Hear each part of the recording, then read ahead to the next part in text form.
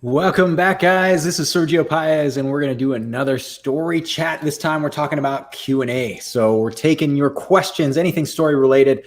That's what I'm here for.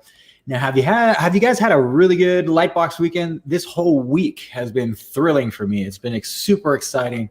I don't think I've seen as much participation in the story community as I have this week, with all the events lined up and with everything that's been going on with Lightbox Expo and with our drawing and portfolio challenge. It's been fantastic, and we're just playing catch up.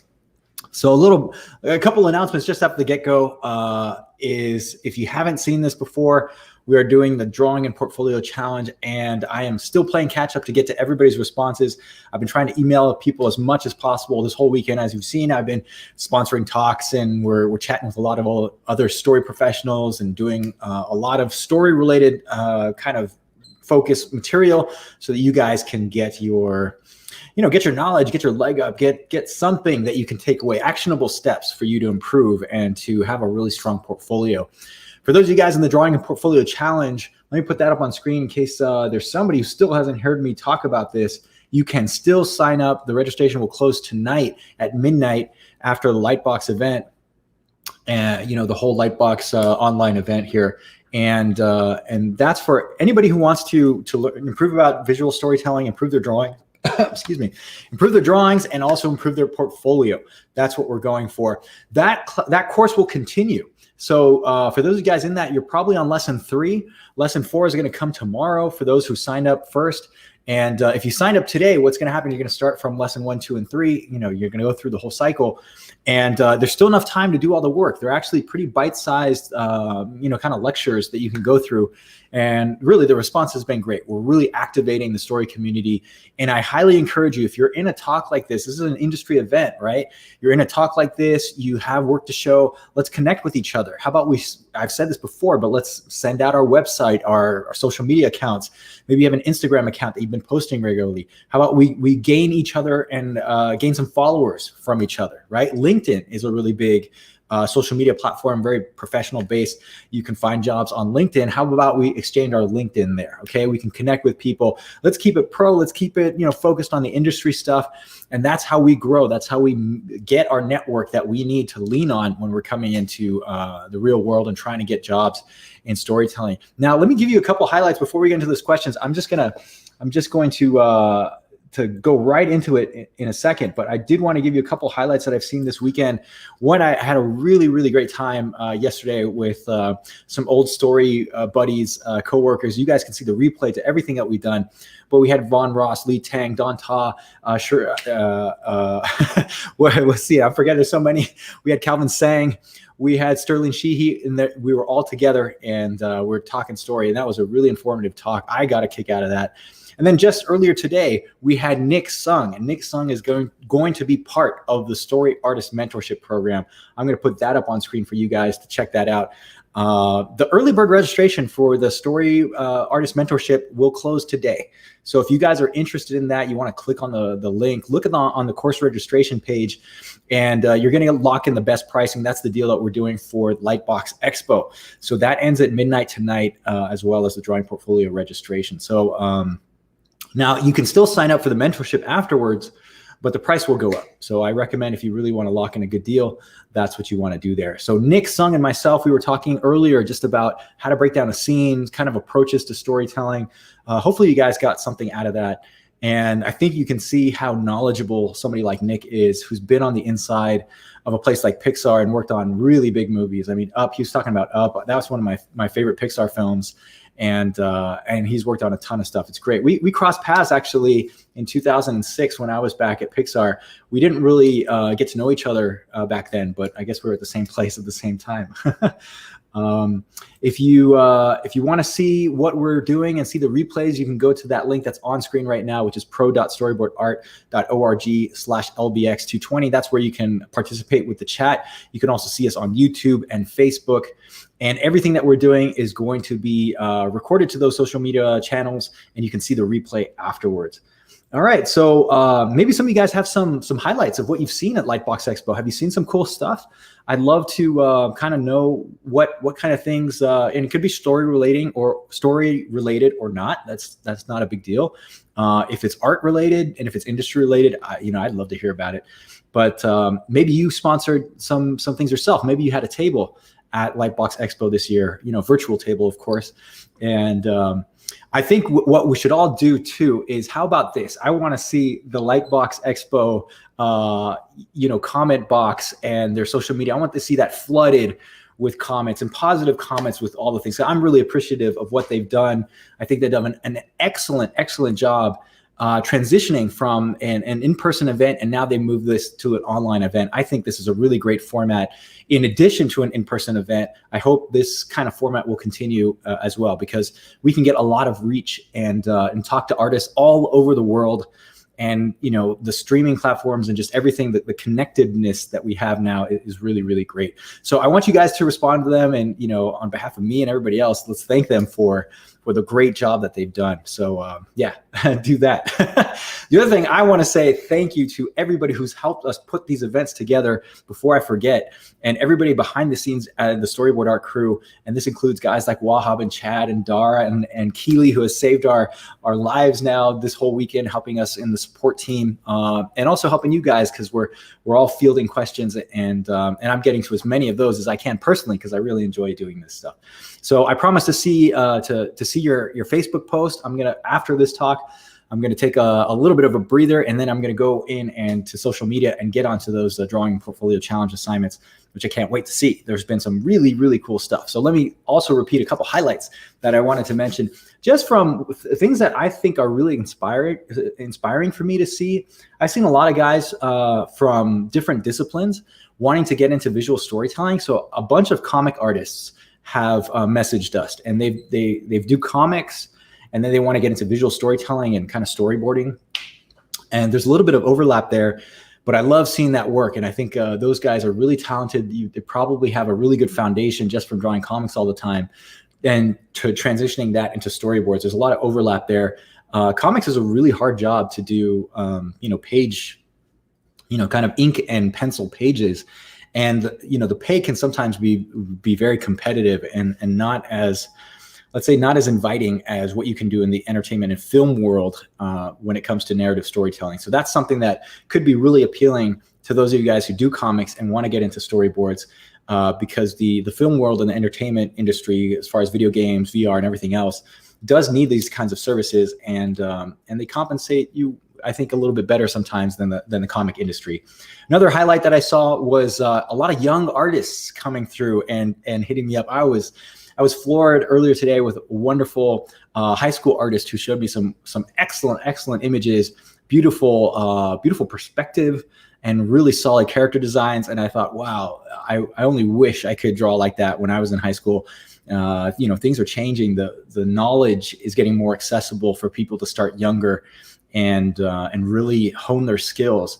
And if you're that good at high school, imagine at the professional, how well you would be doing at the professional level when you get there. And, it's just, it's great. It's great to see that growth and inspiration coming so young. And, all ages are welcome. I've also seen guys who are in their 50s and 60s message us and tell us, hey, I want to get into this. Everybody's welcome. There's plenty of room for all of our guys. All right. So if you have any questions, story related, now I think anything goes with a talk like this. We kind of just opened it up as a story Q&A. But if you have technical questions about maybe software or things that you want to be doing, if you have story related questions about the conceptualization of a scene and working your characters, we can talk about some of those things. I have some tips about that as well. And if anybody has any questions from the Drawing Portfolio Challenge, well, I would love to hear those as well. It's nice to see some familiar faces this whole weekend. I've seen the names in the chat feed. So it's great to see all you guys. Welcome, and thanks again for participating in our events. Well, let's get started with this. I'm going to bring this up. Drew, you're the first one on deck here. Drew Friedman here is asking, how clean do your boards have to be? What about roughs and tie downs? Does it depend on the industry, like animated film, live action TV, commercials, etc.? Yeah, essentially, the amount of finish that you do in any one project will depend on that project. So if you're working on a really tight deadline, you're not going to have that much time to do a really, really polished job. So when you're talking about tie downs and roughs and stuff, so you guys know that you usually start with a rough pass, and then to clean it up and make the things tight, that's usually the finish pass and something that you would turn in for the storyboard animatic reel and that kind of thing. So if you have more time, if you're working on a live action movie and you're trying to do more conceptual concept boards that are storyboards, but they have a lot more rendering, you're trying to figure out the set design, all of those things can be almost like more like an illustration, then you're going to have more time to do that. And you might be banging out maybe 1 or 2 storyboards a day. Whereas if you're doing more sequential art and continuity boards for a sequence, you might have to bang out 20 and 30 boards a day that are nice and complete, but not ultra rendered. The big key for me here is the first thing that you should do is ask your producers or directors and anybody who's hired you what level of finish they're looking to get. And this is also something that you can inform them. Many people, I've worked with a couple of guys on different jobs, and they don't have that much experience working with a story artist. They know they need somebody to solve the visual problems on the project, but they don't know how long it takes. They don't know the actual technique of doing it. They're just looking for the result. So when they say, well, yeah, I need 50 storyboards and they have to be done in 3 days. Well, then you have to say, well, what type of quality level, kind of finish, polish are you looking for? And you say that, you ask that right up front, because they might not know. And so you can also give them examples. You say, well, I did this one. It usually takes me 3 hours to do this type of panel, which is a nicely polished thing, but I can do these thumbnail sketches much quicker. And you could give them a series of options, and then you tell them how long it takes you to do each one. And certainly I think you would explain to them that if they want something really clean and polished with a lot of rendering and shadows and everything really, really tight, that it's going to take a lot longer. It just does. It always does. So let them know that, so that there's no misunderstanding with the expectations that they're going to have. That's really important. Has anybody else have any experience with that kind of stuff? I'd love to hear about it. I think, let me talk a little bit about the specific genres that you're mentioning here. Animated film on the whole is a very simplified storyboard panel, not much shading. There might be a couple of tones to separate out the characters and the background objects, but it's actually a very simplified yet complete and clear storyboard panel. Live action, well, let's consider live action TV, and live action with actors and stuff, those types of projects where you have other people who would eventually do the acting and the actual cinematography. Those, it definitely depends on the project, but on the whole, kind of the general rule there is that they're going to be a little more finished and a little more rendered, okay? Commercials and advertisements, those vary differently. So I've done thumbnails for those kinds of things, and I've also done a lot more tight and polished boards with color, and I'll do color boards. Most of the time for animated film or continuity boards, I'm usually just doing black and white and a series of tones. Okay, great question. Let's go on to the next one. Hey, I love it. This is great. I love seeing my mentorship alumni here. We got JC in the house. Hey, big hello to Kylie Gay. It's nice to see you, my friend. I hope everything's well. I do keep in touch with the mentorship crew that we started back in 2018, and I love seeing the updates. So keep that coming. These are the next generation of real badass story guys that are going to be out there in the industry. All right. Here's a question from Push Up Paintings. I hope I'm pronouncing that right. I have a question about art schools. How much of that really affects your job prospects? Because mostly I use online tutorials and trial and error to get where I am. That's great. Congratulations. I love that. You can learn things anywhere, and hopefully, let's help out Pusa Paintings here. Is it Pusha? That to either give support or some helpful suggestions of what to do. I have a mixed feeling about art schools now, and I'll tell you my story. And I think some of you have heard this before. I'll make it brief. Is that I did go to traditional art school. I have a 4-year degree. I have a bachelor's degree in animation and illustration. And I paid a lot of money for that.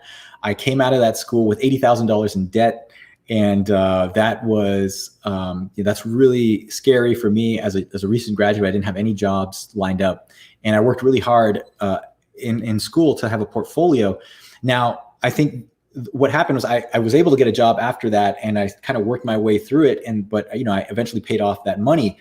What happens though, and now that has ballooned enormously. So the art schools and the kind of the traditional college institutions that I see out there, they will have like storyboarding degrees, and they'll have like they use, what I find ironic is they'll usually put this under like concept art program, or they'll put this within the animation program. So it's just like a side thing for the story guys.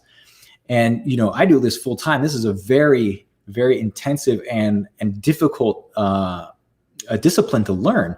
And if you're not learning it from the people that can teach you, then you're at a disadvantage. I had a really lucky education where I had, our school was close to Pixar. So a lot of the, because they were generous like that, a lot of the Pixar guys wanted to come and teach at the university, and they taught classes there.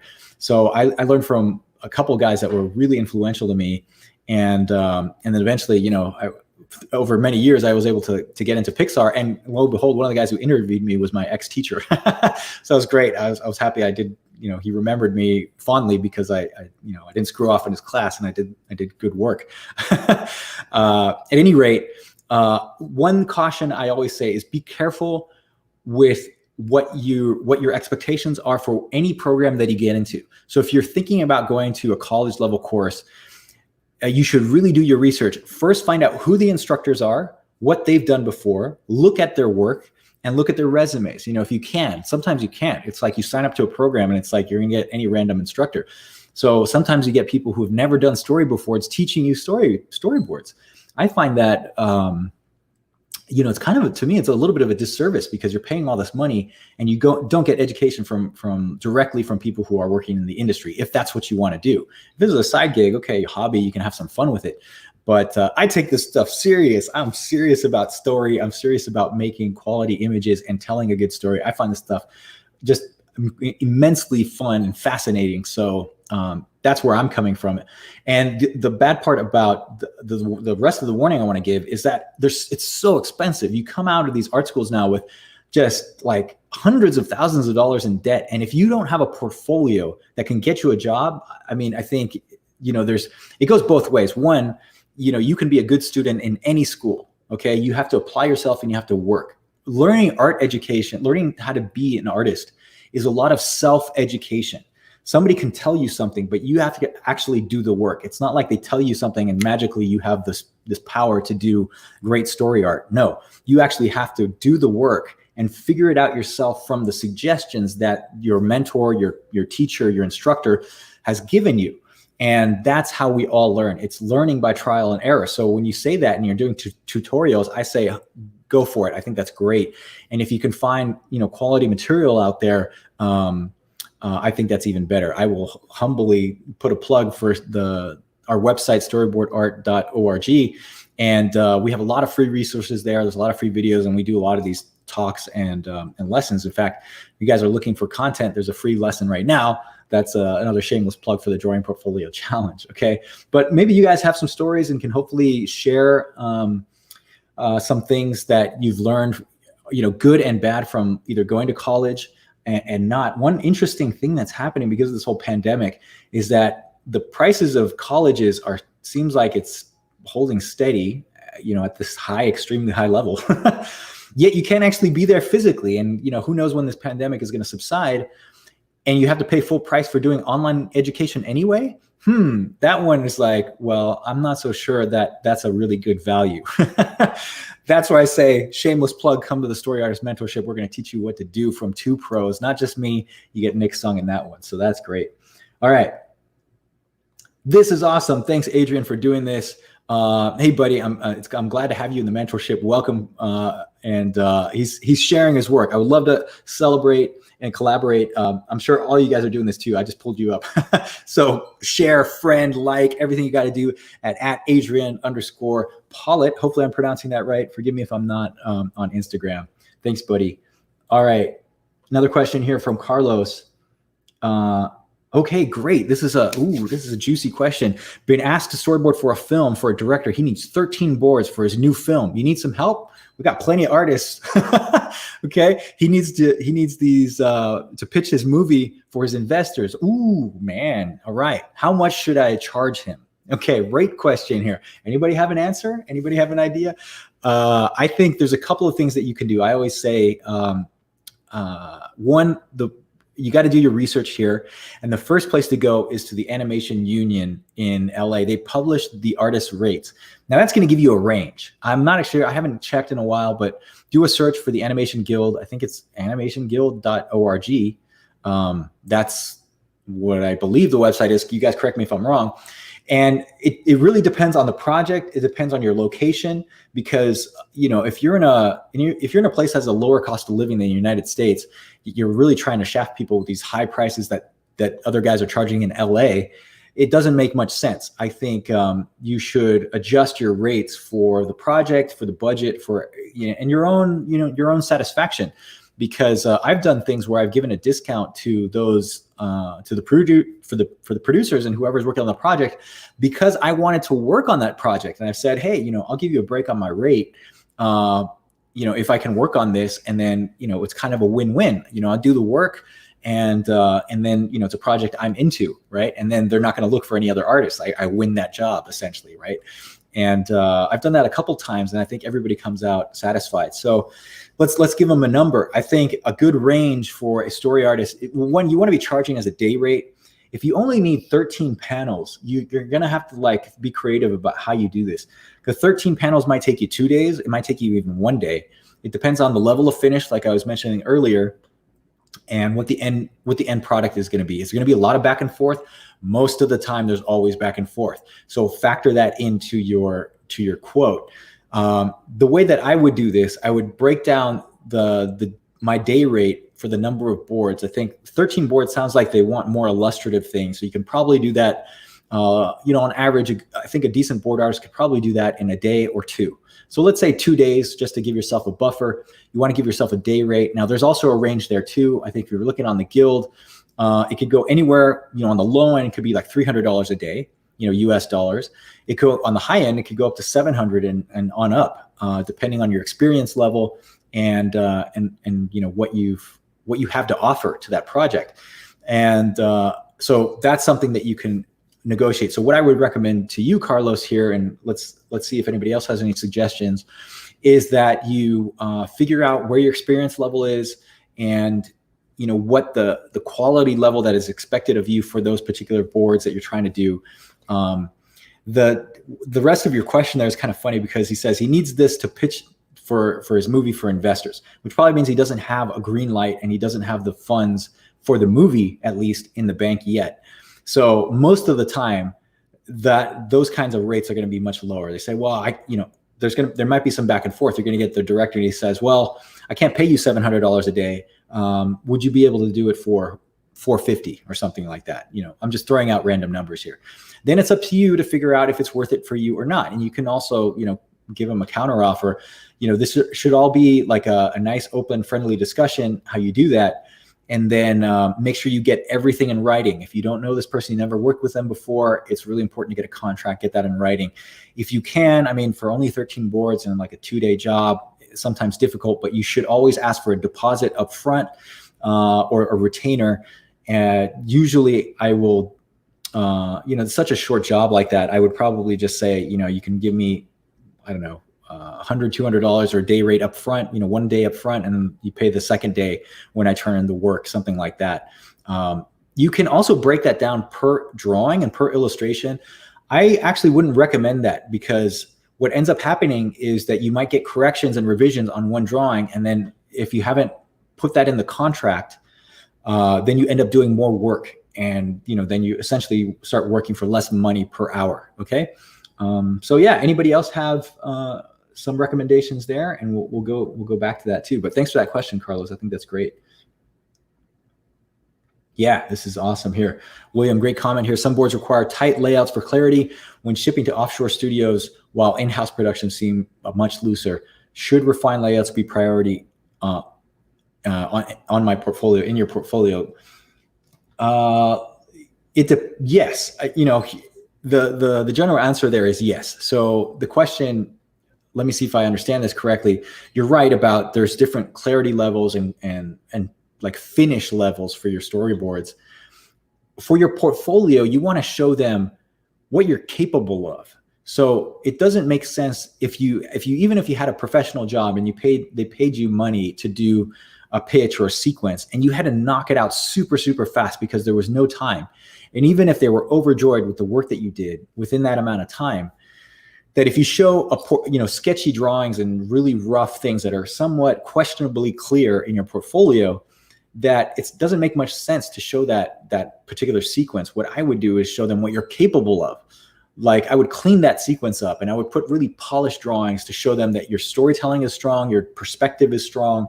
A lot of the things that we've been talking about in some of the chats that we've had over this Lightbox weekend, it's mainly like making sure that the employer or the client can check off the boxes that you can solve the problem for their production. So it means you can draw well, your staging, your cinematography, you have an idea about the film language, and you can do all of these things really well and really fast, okay? And hopefully at a decent price. That's when they're gonna hire you for that, okay? Cool. Let me go down to the chat window and see what else we got here. Great, I love the fact that this is getting flooded with questions. Let me just see where we are. Oh man, this is excellent. Ton of stuff. All right, I'm going to try and speed through this a little bit. I want to make sure I get to everybody's questions as much as possible. Here we go. Let me pull this one up from Melly Illustration. Do you have any advice in terms of how to develop a good and appealing shorthand? I hope you're referring to like a drawing shorthand, a storyboard shorthand. I talk a lot about that. My advice there is one, you got to practice. You got to practice really hard.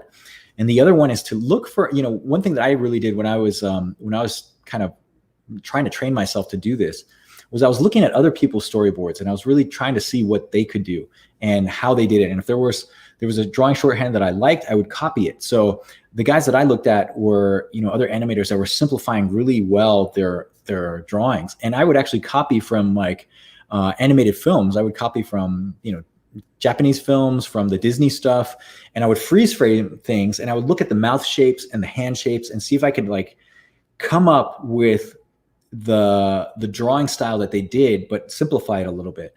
And I think, the best guys out there can do something really well drawn, but not overly complicated, not overly rendered. Like the statement of the storyboard is really clear.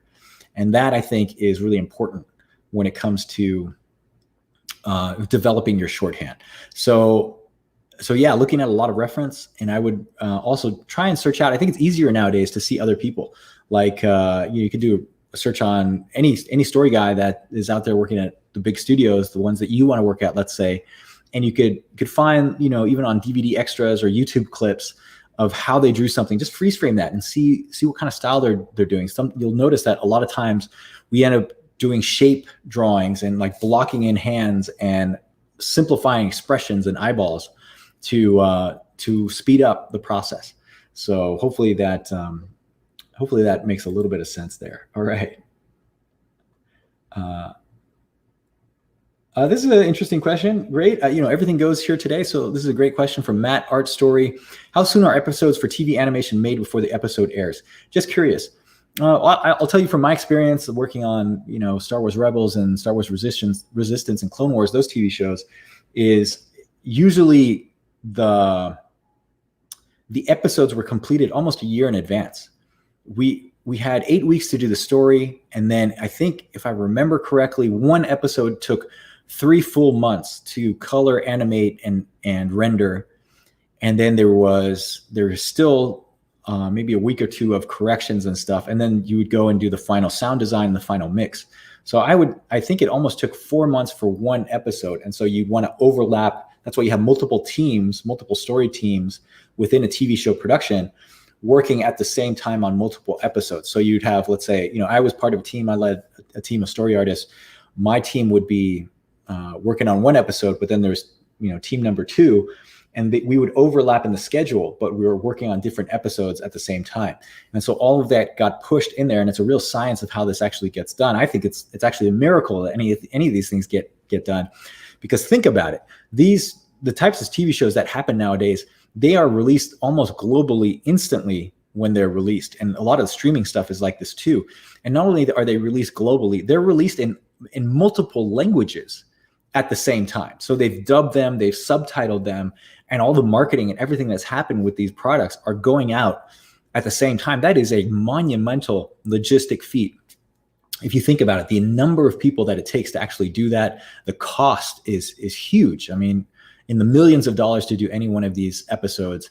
So it's a big responsibility as a story guide to take this on. So, obviously it varies. I know that I've heard stories that like the South Park show can knock out an episode in 2 weeks because of the way that they do it and the style, and they're very, very current with their stories. But something that I was working on, which is a pre-rendered animated show, it takes a long time to do that style of animation. And so they stack these, and then eventually they get aired after that. So hopefully that makes a little bit of sense. Hey, Mark. All right. Good to see you, buddy. Question. You mentioned 4 images on a single page in a portfolio. Won't cherry picking images come off more like somewhat disconnected beat boards instead of strung together storyboards? Yeah, good question. There's a fine balance between laying in every single minor pose in a continuity board that you might do because of an animatic. So if I have a character like this, and then he looks up, off screen, and then he comes back and does another expression, and then he looks this way, and you have all of these like minor beats, and like maybe puts his hand up on the table, something like that, which doesn't add necessarily to the story point of the shot, because the story point of the shot is he's thinking, right? Let's throw something arbitrary out there. So what I would do in a portfolio is cherry pick those key poses, like maybe that key thinking pose, and boom, that's what I would put in the portfolio. So when you look at this kind of comic strip format, you're like looking at these images, and yes, you want to have them big, in your portfolio, like 4 a page, and maximum, I say 6 a page, depending on what layout you're doing. Then what's going to happen, it's going to read a lot better. Because what I've seen, and if you listen to my portfolio talk, I mentioned this, this was yesterday, or was it Friday? Now I forget, all the days are blurring together, is that there's a tendency for artists now to put in every single minuscule like pose that they've done. And it's easier in using digital setups, because you can duplicate the drawing and then just move the hand. And then you have like 5 hand poses all of a sudden for something that looks kind of cool when it's in the animatic, because it's almost animated. But really, does it add much more to the story? No, because the story point was that he put his hand down and grabbed a glass of water for something like that. So yeah, now there is a fine balance of making the gap so huge between one story beat and the other that it looks like it doesn't make any sense. So you have to use your own judgment from going from one panel to the next to make sure that it is making sense and everything is clear. And I think that comes with a little bit of practice, that you can also lean on some other people. And that's why what we're doing in the Drawing Portfolio Challenge is so key, because we haven't even gotten to lesson 4 and 5 yet, where we're going to put together the portfolio and we're going to share it with each other so we can get some feedback. Does this read? Is this nicely presented? Have I chosen the right images for my portfolio? And there's not like 27 images of the hair just like flowing in the wind, which some people have done before. I've seen that. So that's kind of the idea to do it, right? Cool. Thanks for that question. Ooh, we're getting deep here with this. Joseph Garcia is asking, let's talk politics and storyboarding. Oh man, I'd love to avoid politics, but this is actually an interesting question here. Was the disparity of hiring a board artist who works mostly on animation for live action work? So is there a disparity from animation to live action? Now, one of our good buddies and good friends from Storyboard Art is Tim Burgard. He did a course for us, and he's a wonderful professional. He was doing some talks this weekend at Lightbox. You guys should look him up. He's amazing. And he has gone back and forth from animation to live action many times. In fact, I think he's done even comic work and other illustration work, because his drawings are so good, and he's such a great storyteller that he's able to do that. So I don't think, if you know what is required of you for your portfolio and you know what's required of you for the job, you should be able to design your work so that it will show well and solve the problems for that person that you're applying to. So if you show a lot of live action work and you're trying to work in an animation production, that doesn't make much sense. Even though you are like mostly working in live action films, what you'd want to do is either create specific samples for that animated TV show, if that's the job you want to go for, or show them work that you've done before that would apply better to the project that you're applying for. That's really the key. It doesn't matter if you've done live action or not. Theoretically, we should all be really strong storytellers that we can work in any medium, because what we're after is solving the story problem. So feature guys who work in feature animation, like Nick Sung, if he has to go to a TV show, he's going to have to adjust his drawing style to maybe the schedule and maybe the speed and also the style of the characters. Whereas on feature, he could probably, I'm just generalizing here, but there's a little more leeway when it comes to doing those things, and the schedules are a little bit looser, kind of like we talked about that a little bit earlier today. So no, there's no big difference. I think if anything, you should have really strong drawings. They should have really clear poses, good silhouettes, and good examples of interesting staging and your own storytelling style. That's what people are going to hire you for. All right. Great. I love it. Thank you for putting all these questions. Let's speed through this and try and get through as many as we can. Alex here is asking, how detailed should one storyboard be? Like, does one have to consider a character's blinking and breathing? No, absolutely not. I think that's, to me, that is just, unless it has something to do with the story, there's no reason you should animate your storyboards. I'm from the school of thought is what we're trying to do there is solve the story point, not animate. Save animation for the animators. And there are times, and you've probably seen this, where people really go to town and they start doing anticipation poses and reaction poses and like over the top cool action fights with really almost keyframe animation poses. And it looks great. I've seen some samples of that. I've saw guys were doing that on Clone Wars, and I've seen samples of that from the Ninja Turtle show. It looks amazing. The animators are going to have a much easier time just copying your work because you figured it out for them. But my focus, my personal preference is to solve the story problems first. And then if you have time, sure, go ahead and put all the bells and whistles you want in there. But I think, yeah, it's the story problem that's got to be solved first. All right, let's bring up Ashante here. With live action boards, is it imperative to get the locations of where scenes take place as accurate as possible? In my experience, not really. I think, the true answer is yes, like you should get them as accurate as possible if they have the sets built. If you have models, like maybe it's a visual effects shot and they've built the room, or exactly where it's going to be.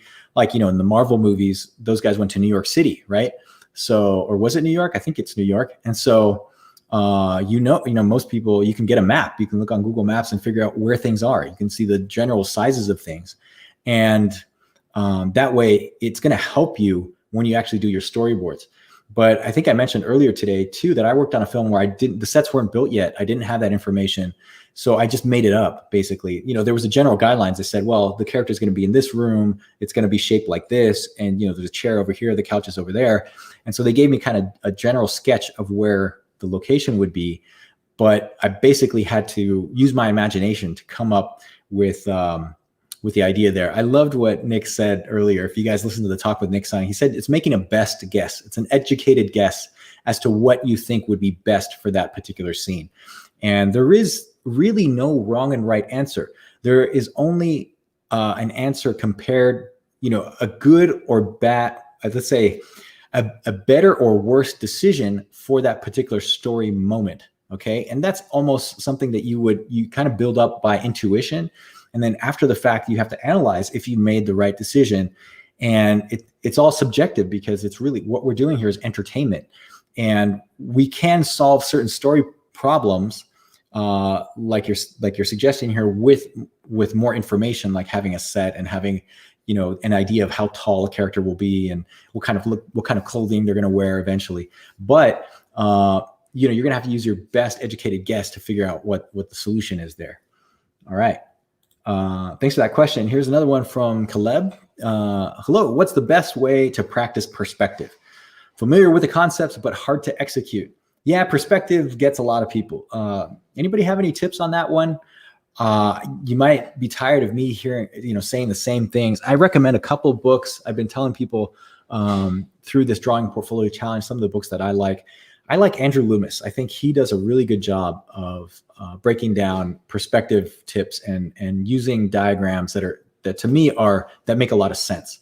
So I would recommend Fun with a Pencil from Andrew Loomis, Figure Drawing from All It's Worth from Andrew Loomis. And there's more information in those books than just perspective, but it's drawing characters in perspective. That's all really good stuff. And then another one, a recent book, which is great, is a lot of you guys know Scott Robertson and How to Draw. That book is really, really technical with perspective, and I think it's pretty awesome. So you guys can check that out. And then, how you do it, you got to practice. So look at the books, look at the theory, and then go out and draw something. I remember I opened up the How to Draw book from Scott Robertson. I just, I love to look at things sometimes and remember some of the principles. And then I went out one weekend to draw a location. I was drawing a building and I was thinking, oh yeah, I remember this. I'm going to draw, the vanishing line is here. I'm sorry, the vanishing point is here. The horizon line is here. I'm going to warp this a certain way. I'm going to give it and I was applying the knowledge that I had read in those books and those references so that, I can make a cool image. And that's how you really learn perspective. All right. This is a good question. And we've answered this a bunch of times. How long does it take for you to finish a panel?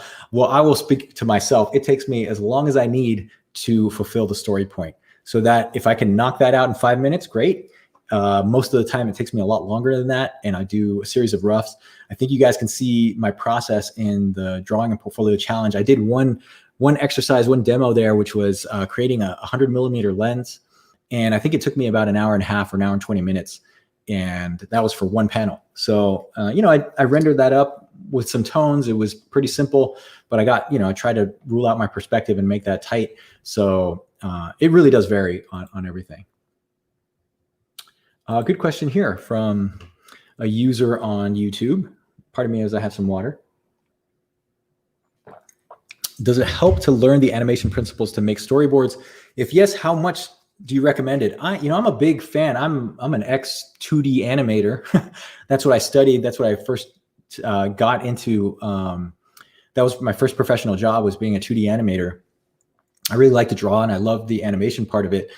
And the principles of animation of squash and stretch and anticipation and all the stuff that you're going to read about in The Illusion of Life from Frank Thomas and Ole Johnson, the old Disney book, those apply 100% to the stuff that you're going to be doing in storyboard. So I think that's a really great thing to be doing, and making sure that you understand the principles of animation, not only so you can draw and maintain your volumes and you have really good solid drawing, but you understand where the finished product is going to end up, so that you can have really dynamic poses and make all of the scenes look really, really good. Maybe I'm biased, but I think 2D animators make really good story artists if you can train them to learn the film language and have an opinion about storytelling. I think there are many examples of senior story artists that started out as animators and they moved into story when things went 3D or there weren't as many 2D animation positions anymore. And part of the reason is because their drawing skills are so good. They're able to draw fast and quick, and they have really good expressions. And then once they understand the film language and they can construct a scene, they do excellent work. So yeah, I would study animation, and that's one of my recommendations too, and especially for the types of animatics that are being done today.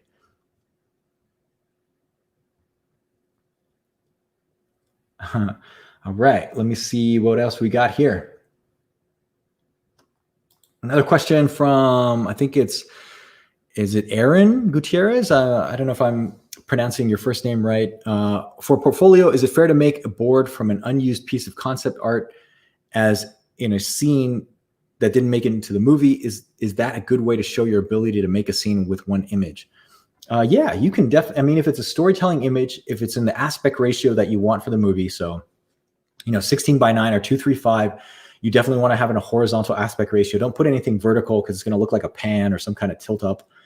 And And then you want to have it a storytelling image, and it's got to be really good so that when somebody looks at that image, they say, oh, yep, I know exactly what's going on. It has visual interest. There's depth. There's, foreground, middle ground, background. There's a lot of the elements that you're going to be using in other cinematography. There's cool lighting. There's good perspective, good structure, all of that stuff. That totally works. And so if you can do that, and you can do that fast, and you can do multiple iterations of storytelling images, those are really good things to put in your portfolio. Great question. Yeah, baby. Look at this guy, Matt. I can't wait to see you in the portfolio. I just signed up. All right, my friend. Welcome to the Story Artist Mentorship. I love it. Great. Thanks for that. Cool. All right. Part of it is like, I let you guys know about the mentorship that we're doing here. I didn't have this kind of opportunity when I was coming up in the industry. I would have loved to have some kind of internship or mentor to guide me along. I had good instructors, but nobody was there coaching me. I didn't know the ins and outs of the business. I didn't know what rate to charge, and I didn't know what to put in my portfolio. And this is why we designed this course. It was extremely difficult for me to find this information until other people brought me under their wing. And I had to work. I had to be in the studio. I had to get hired already for guys on the inside to show me what to do. So that's why we're doing the mentorship. So you can hear this straight from the guys that are working in the industry. And with the addition of Nick Sung, man, I think we have a powerhouse team. And the group that is forming this year is really, really strong. It's really phenomenal. I can't wait to do that. In fact, some of our previous mentorship alumni are going to be participating again, which is really great. I'm happy to see you guys again, and I welcome you to this new course with Nick Sung and myself. We're gonna do some awesome stuff this year, so thanks for that. All right, let me go to the next question. Oh, this is great. This is a great question here from Nicole. What do you think is the future in regards to working remotely for animation studios? I bet you guys have been hearing this all weekend from people talking about, pandemics and, setups and that kind of thing. I've been freelancing for many years from a home setup, and, I wasn't caught off guard necessarily by having to work from home. I do think that because what happened, and it was sometimes hard to convince these studios, was that I always like to work in my own setup. You can control the environment. You don't have to commute anywhere. I think those are some advantages. But a lot of guys were, studios, let's say, were worried about confidentiality. They were worried about the collaboration, the production slowing down, because you can't as quickly, hop into somebody's room and get a question answered. There's also like a little bit of a disconnect with maybe some of the directions that happen if you're not there in the room with other people. So those are the things that studios were worried about. And I think now that it's proven that what's happening here with the tools that we have, with the way that we can do video conference, with the way that,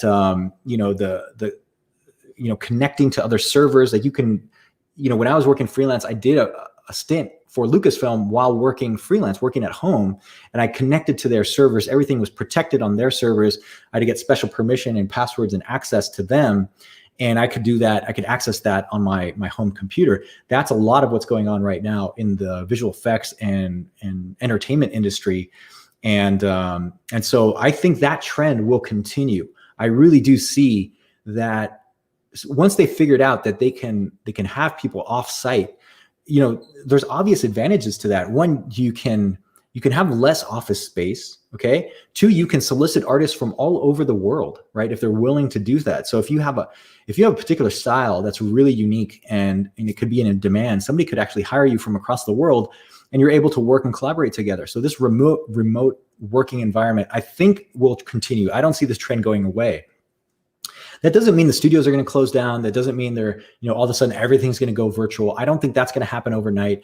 I would just predict, though, that a logical trend to this would be that studios that are bloated, right? And these are the big ones, right? We're talking, let's just, not to call out names, but studios that have extremely high overhead and they have many hundreds of artists working in there, that they're going to figure out ways to cut the expenses and reduce the space, because they probably should have been doing that anyway. Okay, right? We should all be working efficiently.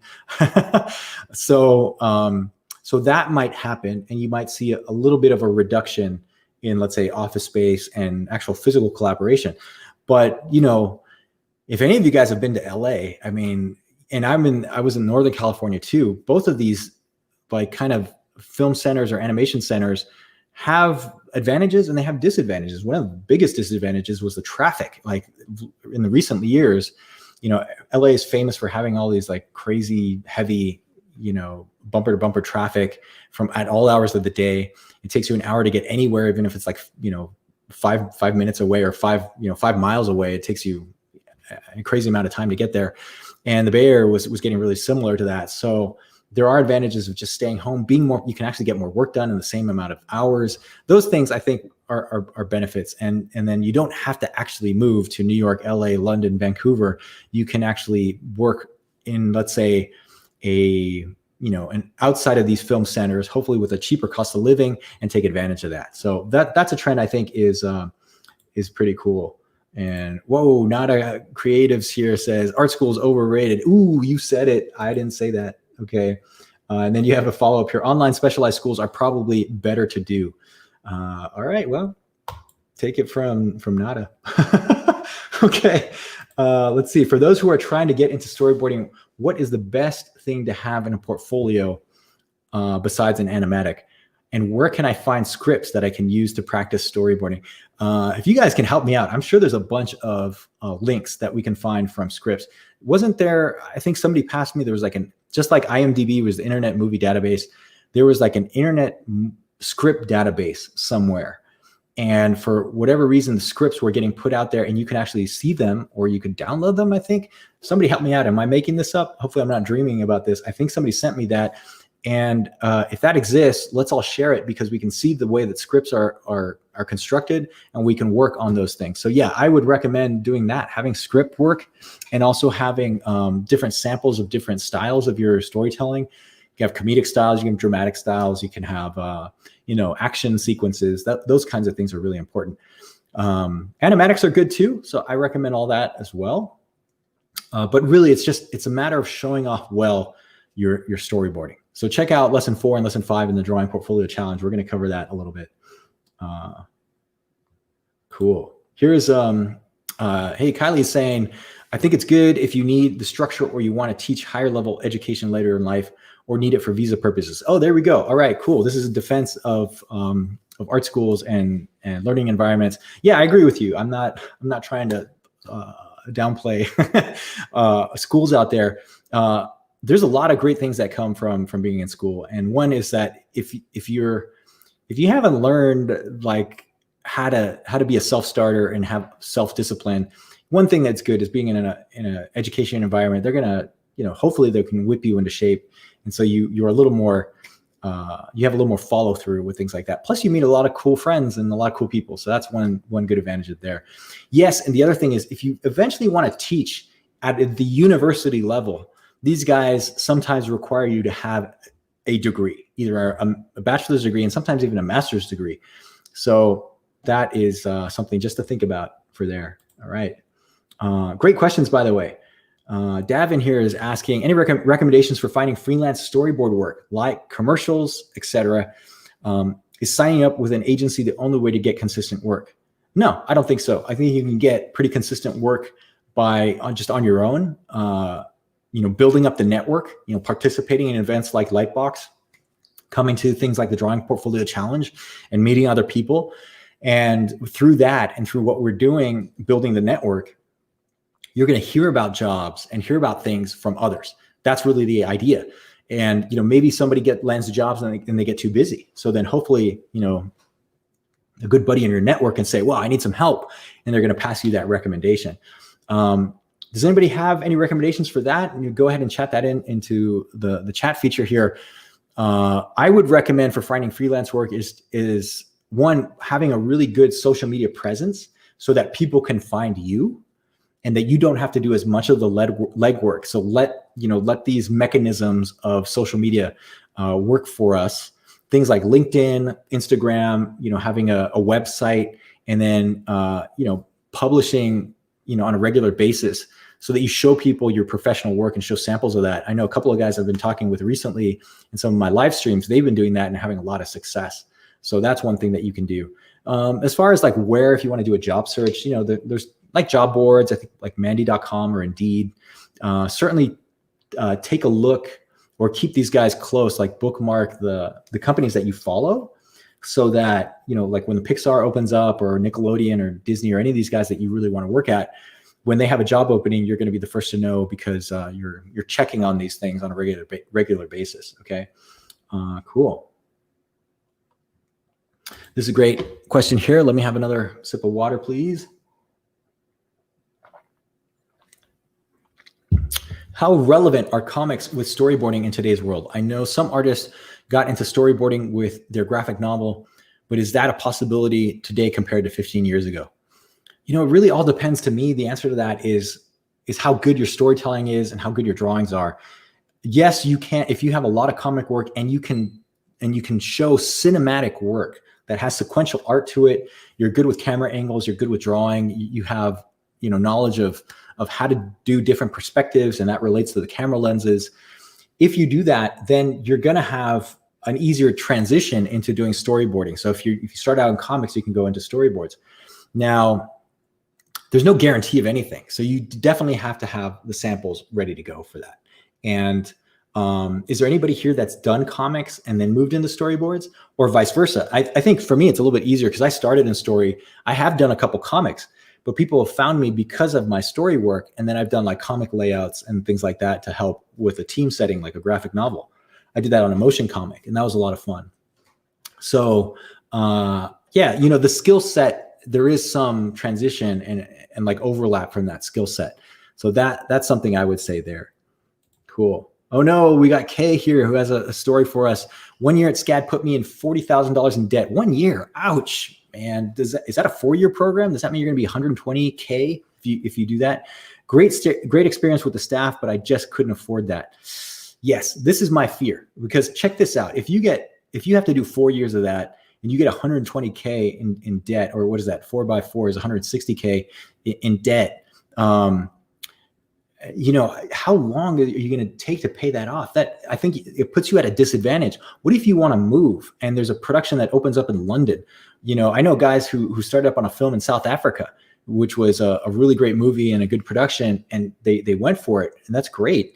So there is something to having the flexibility of doing that, and I just don't think you need to pay that much to have the skill. So what I would suggest that anybody who's thinking about getting into a program that is that expensive and that high level, that ask yourselves the very hard question: what am I going to get out of this program when I'm done? After paying $40,000, what am I going to get out of that? Okay. Am I going to get the skills that I need to work as a professional? And that should really be the goal, because to me, I've always wanted to work in films and entertainment. So if I did not get that from my college education, that $80,000 of debt that I just told you about earlier would have not been worth it at all. I would have been regretting that for the rest of my life. To me, it was worth it. I really appreciate the education that I got. So I don't think it was bad. It was a risk, but that risk turned out to be okay in my case. So what I'm saying is that risk level has now grown exponentially in the last 10, 15 years. And it's just, so I have to really just warn you guys, be careful about getting into something. And then what I've seen too is some people pay that money and their portfolio does not represent what you should be doing for a professional level work. So then what exactly did you get by paying all that money? That's really what I wanted to say about that. Okay. Cool. All right. This one from Nada. Thank you for another question here. How often do you have to make animatics with really animated parts in them? Is this something you have to do often? It really depends on the project. So you're going to have some projects where you can just do a minimum amount of poses for the animatics to get by. And other ones, you really want to put a lot of suggestive acting for your shots so that it really creates a complete statement for the production. And that gets passed to the animators, and then those guys will really, plus it up from there. My kind of general rule of thumb is I will do as much as I possibly can within the time that I have to really, it's kind of like a pride thing. I want to make sure it looks good. So then, yeah, I'll go to town. If I have the time to do it, I'll put in as many poses and really cool action and everything I can to give a really complete blueprint to anybody else that comes after me in the production. That's kind of my rule of thumb there. All right, great. We're almost at the end of this, but I'm going to scan this real quick and see if there are any more really pertinent questions. This is a great one for beginners. And so Cam Pixel is asking, what should a beginner in making a storyboard should focus more? Do you have any tips for a beginner? Let me summarize some of the things that I've said before. So if you're just getting into this, one, I would look at resources that you can find on the internet for free, because if you're a beginner, you don't want to drop big money on big courses. There you go. Shameless plug for the Drawing Portfolio Challenge. Okay. How many times did I say that today? And then the next one is draw. I say this all the time. You know, just have your sketchbook with you at all times. That's what you're going to need, because it takes a long time to improve your drawing skills. You should always be drawing, And I mean it. Like, I'm not saying that just to say it. I want you to go out and draw. So like, can you do it an hour a day? Can you at least do 20 minutes a day? 20 minutes, just bust out your sketchbook, start doodling. You know, do you have a dog? Draw your dog. Are you, do you live with other people? Draw them. Okay. Can you go to a coffee shop or go walk in the park and draw the trees out there? Draw. Because you really need that hand-eye coordination. It'll inspire you. It creates that connection between thinking and actually producing something on a piece of paper. You can draw on a tablet too. It doesn't have to be a sketchbook, but just draw. Keep everything you do and see if you can track your progress and your growth. That's really the key there. And I would say that is really important when it comes to eventually when you start getting to storyboarding and storytelling, you're going to do that, and it's really going to help. I think I'm going to end with this tip too. The last thing I'm going to say is watch films, watch media, watch movies, television shows, anything that has sequential art and storytelling.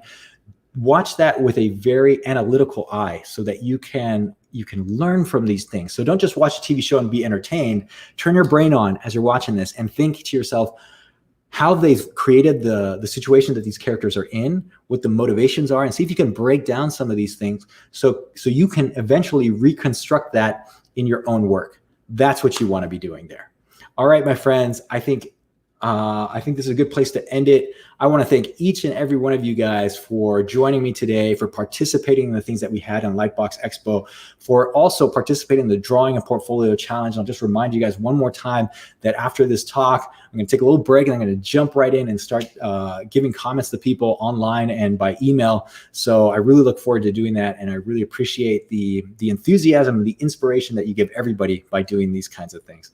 And lastly, I will say that the Story Artist Mentorship, it is still open for registration.